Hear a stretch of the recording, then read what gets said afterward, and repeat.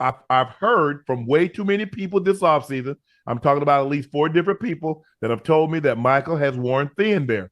I don't know how much of it is true, how much it's actually hurt his reputation. I think the latter. I don't know whether this is behavior or some typical superstar. I don't know how damaging it is, but all I do know, I've heard far too many people that if Michael Parsons was out there, there would be a decent amount of people inside Ford Center at the Star in Frisco smiling a breath of sigh of relief. That's a lie. A damn show is. And why? That's a lie. Why do they do? It's not even. They aren't even in their offseason program. They're not even in their offseason program. So why somebody even make up something like this in general?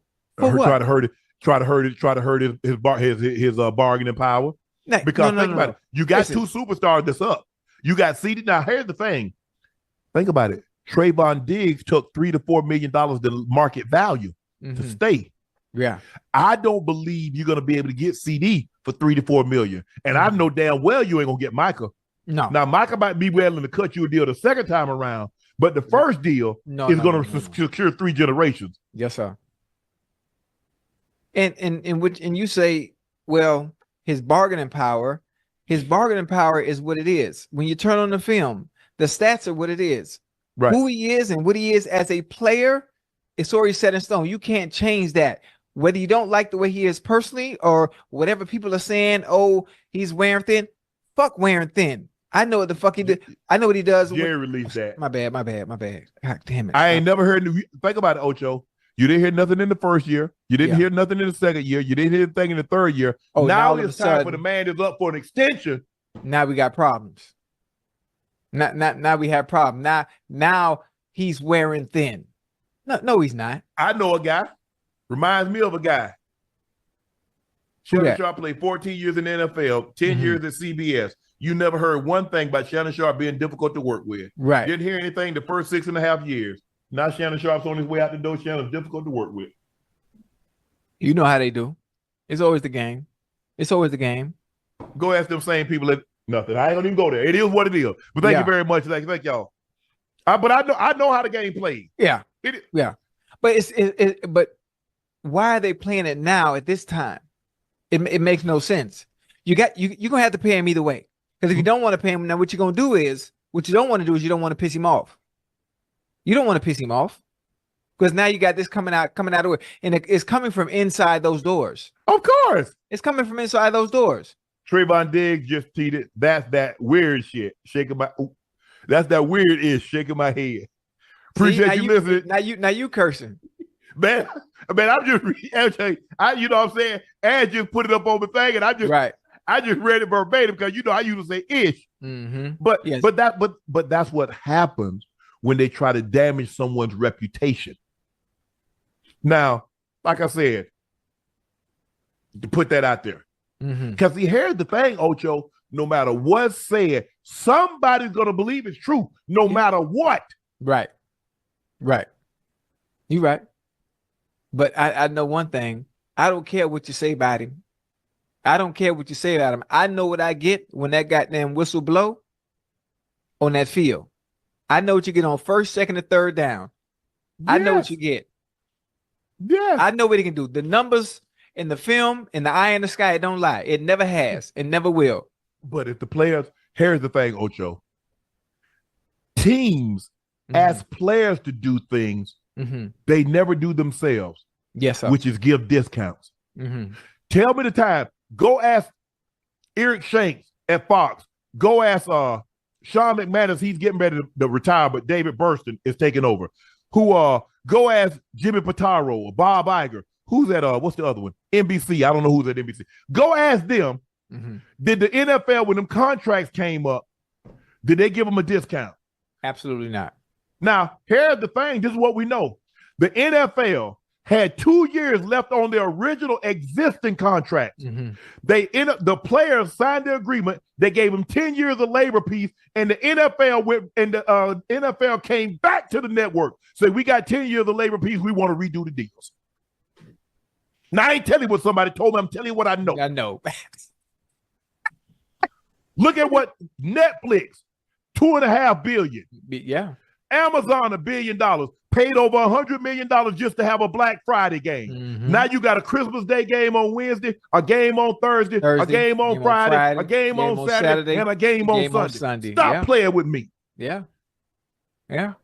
Listen, now it's chess, not checkers, and that's the game they playing. Yes, that is the game they playing. It's always been a business. When you understand the business, then you're able to separate the two.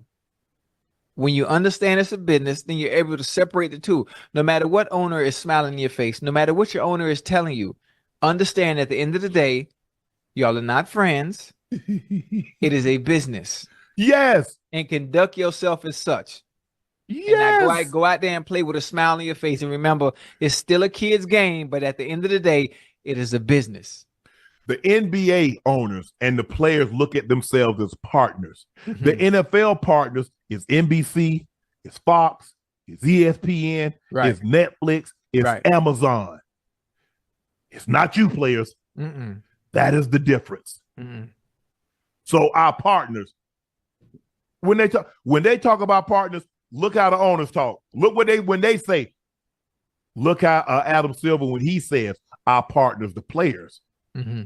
NFL talk, Roger Goodell says our partners, Fox, ESPN, CBS, NBC, Netflix, Amazon. Just saying.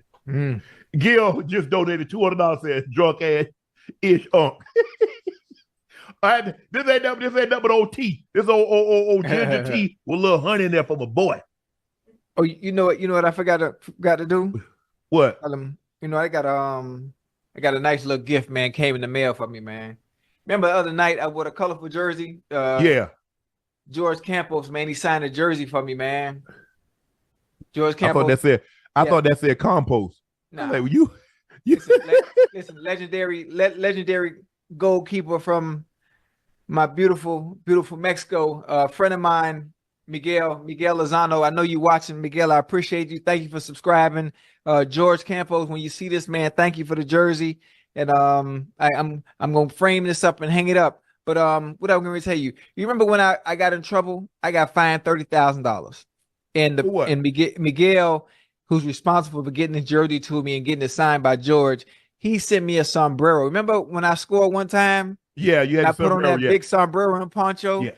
Miguel is responsible for that damn the poncho and sombrero. He sent me all the way from Mexico, so it was a real one. And matter of fact, he's responsible, and he owed me that 30 grand back for that. So Miguel, when you see this, I need that 30,000, please. I appreciate the jersey, man. George, can you see this? I love you, and I appreciate you. Hey, Micah, keep doing what you're doing. Don't stop, because guess what? You know the Cowboys. They might be the biggest brand, but they ain't the only team that play money. Hey, that was a good one right there. That was a good one. Check this out, Ocho. An anonymous exec says Jerry Jones could be sabotaging Dak Prescott. Mike Sandor of The Athletic spoke to numerous anonymous NFL executives about free agency move for all 32 teams this offseason. And for the Cowboys, one exec insinuated that Jerry Jones was sabotaging the roster to depress Dak Prescott's price. The exec said, if the guy wants $60 million a year, you know what we're going to do instead. We're going to have an average team, and you're going to play worse, and then you'll get a better price. What did I tell you, Ocho? Remember what he said? Jerry said at first, he said he was going all in. Yeah. Then he said he needed to do more with less. Now, did he say, if it's a lie, he told it? Yeah. Listen, you got to be able to read between the lines. Men, I heard him say it. Yeah, you got to be able to read between the lines. Cowboys fans, this is the person that is running the show. This is the person that says the team that he's been a part of are similar to that of the Cowboys when they won Super Bowls. He'd rather play the game than give Dak, the team, and the fans what they deserve.